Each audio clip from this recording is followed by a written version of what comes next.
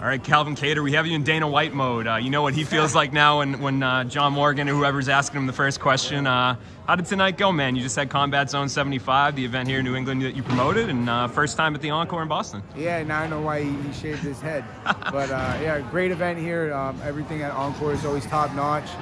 Co-promoted by Big Night, and couldn't have been better. Really excited. Trying to just provide a big opportunity for these local guys to go and compete and get the opportunities that I had, you know, now in the UFC. Yeah, and I was saying, you know, people know New England is kind of being an MMA hub now, but there's not like a whole lot of events that are held in and around Boston and the neighboring cities. So do you feel like this is a spot you guys could kind of utilize, kind of an underappreciated venue, so to speak?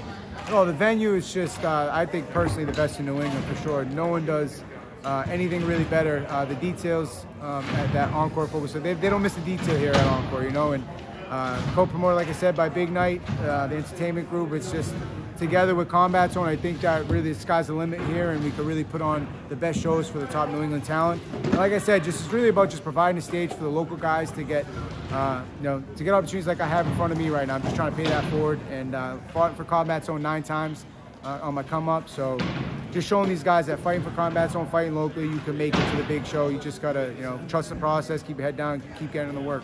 And for you, I mean, was this something that you always had kind of planned as like, oh, I'll have something to do with MMA regardless of how fighting goes or how it ends or when it ends? So was this just kind of like life after fighting for you to kind of have something to be still involved? Yeah, I actually took 3 years off my fighting. I was like 25 years old. Numbers made more sense. I was good friends with the promoter at the time. He was making like 4 times much the money. So I thought, at least at the time, I don't know, this making the money side, it's not as easy as they say in the promoting. But man, we work hard. It's peaks and valleys, as everybody knows, even running a business. But you know, fighting, it's a lot easier in my head sometimes. Just think I only got to worry about one fighter. On the promoting side, you got to worry about all 30. You know what I mean? So it gets a little crazy. Everyone's pointing at you different areas. But at the end of the day, man, I'm blessed to get to sit down and watch some fights when all the hard work's done. So just appreciate the opportunity. And here, man, the possibilities are endless. Yeah, and definitely maybe a little bit more stressful on the promoting side than the fighting side. I saw you like running around hanging up posters earlier, and you got to do it all, man. Yeah, you got to do it all. Shows got to go on, and I don't lead from the back. Yeah, and I know you kind of base your fighting career a little bit, not around promoting, but you like to have them kind of separate months and whatnot. So we saw you fight not too long ago, a couple months, and now that this is in the books, are you turning your attention to return here soon? Well, we got another show less than a month away, April 16th in Manchester, New Hampshire, but we've been there for a while and less moving parts at that venue, so should be smooth. My buddy, teammate, #1 training partner, #5 in the world, Rob Font, fighting in the main event, April 30th. Can still see you. Checking him out. He's taking on Cheeto Vera in the main event, so that's going to jumpstart me getting back and getting to work, and I'm excited about a hopeful return maybe sometime in June. Yeah, and I can still see you here, so we're good, even though in person it seems like we're without talking in the pitch black. But without the lights, there okay, we go. We're back. Let there be light. But anyways, yeah, I guess is there any sort of opponent or timeline that you would like to step back in there? I mean, you got Dan Hooker and Arnold Allen fighting on Saturday. Man, I don't care about none of these guys. You know, I'm gonna fight them all eventually in my eyes. Just in what order, it doesn't matter. A lot of tough guys in the division, a lot of exciting fights. I'm just, you know, grateful to be in the position I am, #5, and just climbing, man. You know, I'm happy to be in that moment, and then I'm really just grateful for the opportunities with Combat Zone. I work as a, you know, promoter now 8 years, been in the game 15, and just having these opportunities to provide for the next generation of guys coming up, it's real fulfilling, and just excited to have these things in front of me and working hard for them every day. And I think, you know, we talked about when you were going into your last fight about the loss to Holloway, and you were saying people made more of a big deal about it than I did. Is that the same thing with the win too, do you feel like? I mean, people are talking about that win in January, like, man, he really turned around, masterclass, all this. Do you feel like a sense of comfort at all with that? No, I'm always focused on the next one, man, and like I said, even whether a win or loss, I'm always just focused on the next one. It don't really matter, whatever happens the last one. Either way, they motivate you. Setbacks only motivate me more, and like I said, people making a big stink about it, that's because I think they're built differently mentally.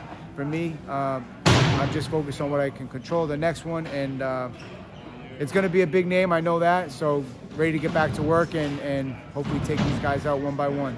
I'd be remiss not to ask you this question. I was in Houston for UFC 271. You were there as a guest fighter. And I didn't know that this had gone down, but on the broadcast, there was a clip of you doing a Modelo promo with a cowboy. That's the cowboy right there. Check him out. Yeah, he's got a little different fit this time. That's the cowboy. That's, there he is. Yeah, it's my sister. It's her, yeah. That's her cowboy husband. And did you see the reaction online? People were kind of digging that. Well, they like they had you, cowboy. Modelo gave me some lame ass Cater out here. I said, back up. Hold my beer. Cater out here, bodying cowboys over women and stuff. Yeah, so damn right, man. It got some good clicks, man. But yeah, it was good, man. Houston was awesome. Food was great. The fights were great. I can't wait to go back and hopefully stay longer next time, man. There's a lot of things on that checklist I didn't get to hit in Houston the first time, so definitely looking forward to going back.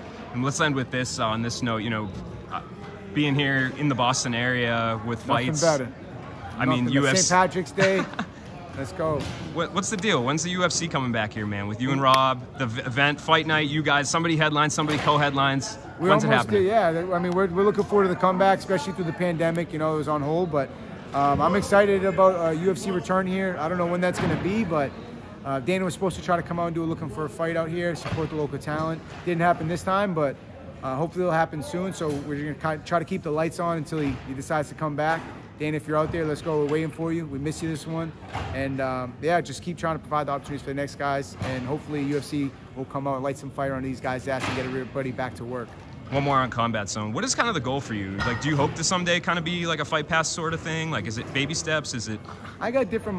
We're just kind of bridging the gap with the production side, live production. Yeah. It's a whole nother beast, and I got some of my eyes, man. I can't give out all my plans, but I got some big things in the works. I always envision it like down the line where my fight career would then kind of complement Combat Zone, and Combat Zone complement the fight career. And it's nice to just kind of see it come to fruition a little bit.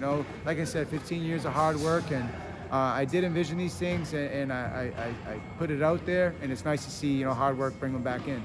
Well, congrats, man. I appreciate the time. I know you did a lot tonight, so it means a lot. No, thank you. I appreciate you, bro.